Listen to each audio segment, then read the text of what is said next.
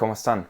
En este video estaré hablando de cómo evitar olvidar prácticamente todo lo que leemos. Bueno, creo que muchas veces nos ha pasado que cuando queremos estudiar algo y nos ponen a leer algo, ponemos todo un fin de semana a disposición para empezar a leer, para empezar a memorizar, pero al final de ese fin de semana nosotros decimos que fue tiempo perdido porque el lunes, el martes siguiente no recordamos nada. Y acá hay un tema fundamental y es que al momento de iniciar a leer algo normalmente no tenemos ni idea de lo que se va a tratar. Y pues bueno, precisamente es por eso que lo estamos leyendo. Y es que además surge otro problema y es que los profesores cuando nos dicen que leamos algo no nos dicen a qué prestarle atención. Y claro, eso nos termina dispersando y no estamos 100% presentes con lo que estamos leyendo porque no sabemos a qué prestarle atención. Este post va dirigido a ese tipo de casos en donde no sabemos ni tenemos ni idea a qué prestarle atención al momento de estudiar.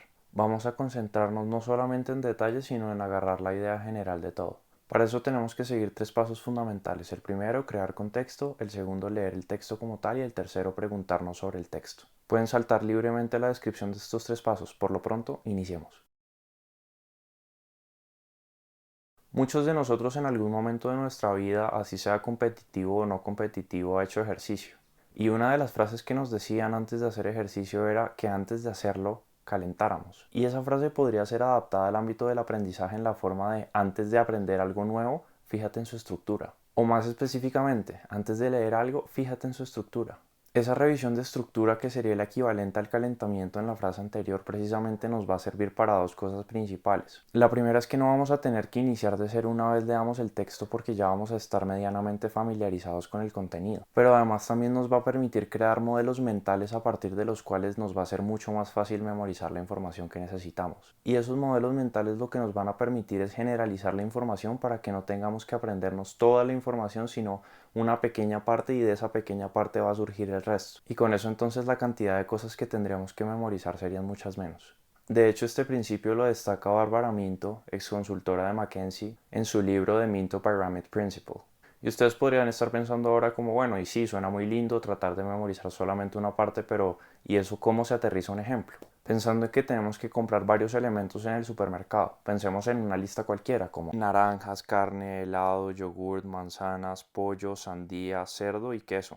Es muy probable que al tratar de recordarlos olvides dos o más, y eso no es porque tu memoria sea mala, sino porque todos los seres humanos tenemos una capacidad de memoria de corto plazo limitada. Y esa memoria de corto plazo es aún peor cuando no podemos relacionarlo con algo que es más familiar para nosotros. Y en este caso, como tenemos que utilizar las generalizaciones, que tenemos que agrupar estos 9 elementos en tres grupos, que por supuesto tienen que tener cosas en común. En este caso serían frutas, carnes y derivados de la leche. Y si se fijan, ahora solamente tendríamos que memorizar 3 elementos en vez de 9. Y a partir de esos 3 elementos sí tendríamos solamente que desprender 3 elementos que pertenecen a esa categoría general. Y pareciera ser que memorizar de 3 en 3 elementos no es tan difícil como memorizar 9 de la nada, ¿o sí? Y bueno, la pregunta que surge ahora es, oiga, pero pues sí, muy chévere el ejemplo del supermercado y todo, pero en los textos no me voy a encontrar con una lista de supermercado, ¿cómo lo aplico? Y la respuesta es muy sencilla. A pesar de que nosotros no nos encontraremos en nuestros textos con una lista de mercados, sí nos encontraremos con títulos y subtítulos. Y normalmente dentro de cada título hay varios subtítulos que obviamente tienen relación con el título general. Entonces lo que vas a hacer es que te vas a aprovechar del trabajo del autor, pensar por qué es que los subtítulos están dentro de ese específico título, y además vas a pensar y preguntarte por qué es que están agrupados dentro de ese título y no de otro. Eso te va a permitir generalizar de la forma que habíamos hablado antes. Ahora, al leer el texto vas a continuar creando generalizaciones y modelos mentales de lo que estás leyendo. Esos modelos mentales y esas generalizaciones, como les dije antes, van a permitir facilitar la comprensión del texto y que no les toque memorizar palabra por palabra, que normalmente, primero, es muy difícil de hacer porque es muy demorado, y segundo, normalmente no dura en la memoria, y nosotros al momento de aprender algo nuevo no solamente queremos aprenderlo para el examen, sino para la vida. Además de eso, otra cosa que puedes hacer es pensar en las sensaciones y todo aquello que te genera eso que estás leyendo. Y ahora entonces no vas a tener que recordar palabra por palabra, sino simplemente la historia coherente que te creaste tú mismo sobre lo que estás leyendo, que hace que pases de un proceso de aprendizaje pasivo a un proceso de aprendizaje activo. Otra cosa que podrías hacer es tomar lo nuevo que estás leyendo y relacionarlo con algo que ya sabes y que es familiar para ti. Por ejemplo, si estuviéramos estudiando cómo se regula en la ley un determinado asunto, nosotros, en vez de memorizar palabra por palabra lo que nos dice esa ley, Lo que vamos a hacer es que vamos a tomar lo que dice esa ley, vamos a preguntarnos por qué es así, vamos a relacionarlo con algo que ya sabemos y a partir de eso vamos a crear una historia a partir de la cual no se nos va a olvidar nada.